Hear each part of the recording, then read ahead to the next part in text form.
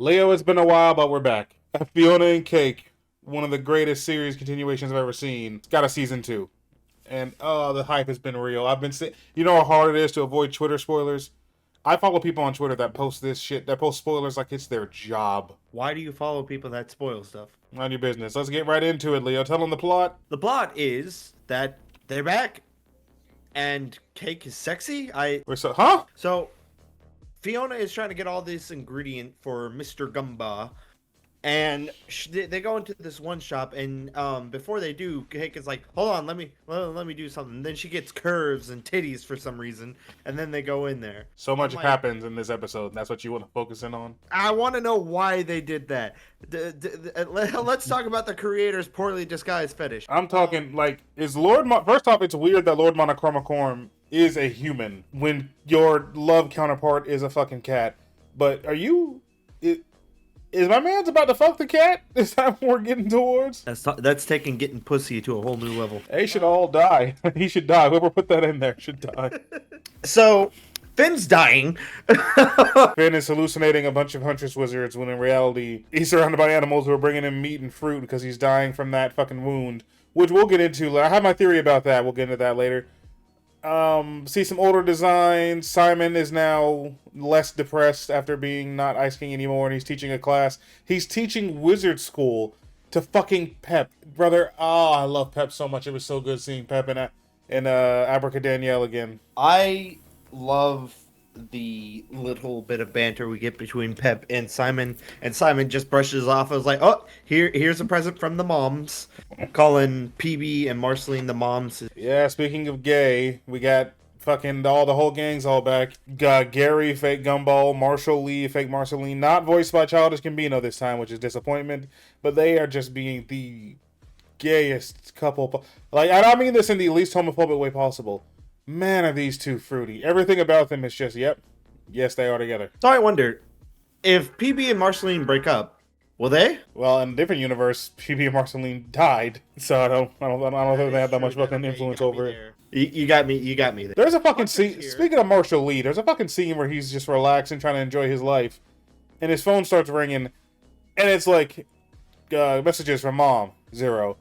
Okay, but why does phone ring if the notification is she ain't text you? Does his phone just remind him like, hey, you ain't got nobody texting. Your phone dry as hell, bro. Just letting you know. No. It said new message from birth giver, but he deleted it. That's why it said messages 0. Oh, I see. I like playing the game of like figuring out who's who in this fucking universe. Like, did you know that person that tried to jack Fiona's bag of chocolate or whatever it was? That's what's his name. Yes. That was dissing Finn for being a crybaby. I love that. I love playing that game. I kind of forgot. I was like, why is he a woman now? I kind of forgot this is the gender. Yeah, that's what's fun about it. Because not only the human version, they're gender bent. So you really gotta, like, I had to be told who the fuck female Fern is. I did not know. Yeah, the knight's there. Fionna is living like an absolute bum. Fiona's living exactly like how Finn and Jake lived. It's just, man, when you put it in the real world aspect, you're like a fucking bum. Damn, bitch, you living like this? Just filth and clothes and half-eaten food all over the floor. Not the damn bitch you living like this, brother. All right, first impressions. I think we got that out of the way. As far as plot, the main line here appears to be that Gary and Marshall Lee are starting up their own bakery shop, and he's like got Fionna and Cake running around collecting stuff. LSP, human male LSP, is acting infuriating as usual with some insanely well-trained squirrels. Somehow this is owned by fucking Queenie, who just takes their shit just to shit on them, I guess.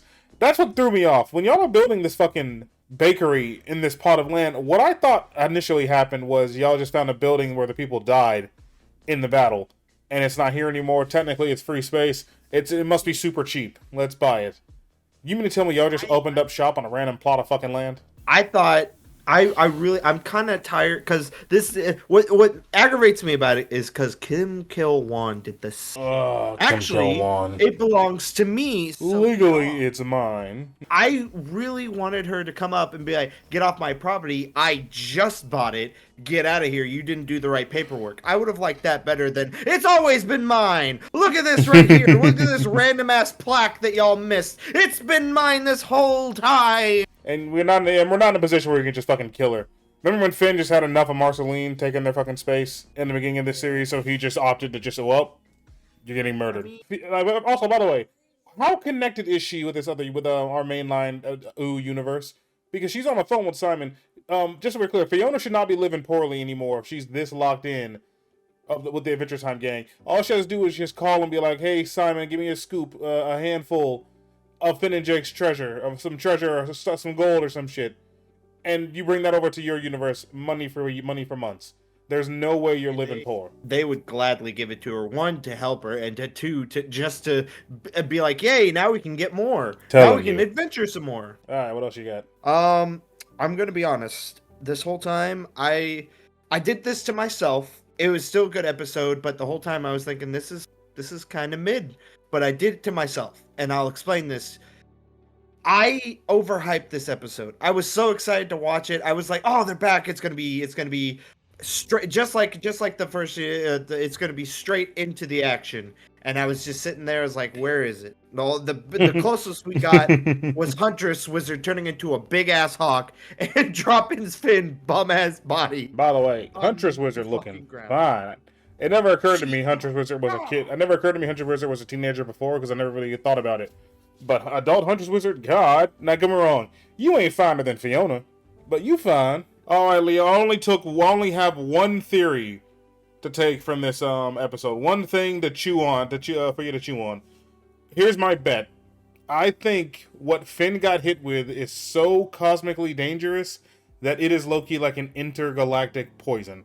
I think he is poison. It's hurting every version of Finn everywhere, and it'll like find a way to hurt in different ways. Because if you see when Fionna cut her hand on those branches, those brambles, the slits look the exact same way as Finn's back.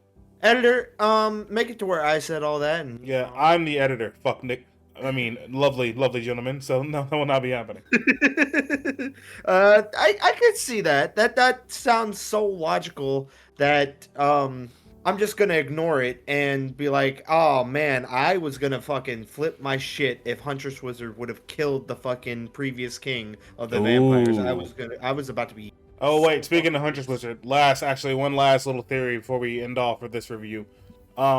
They're 100% gonna have her break up with Finn, and he'll date. She's gonna be dating Fionna. Just so we're clear, you watch that intro.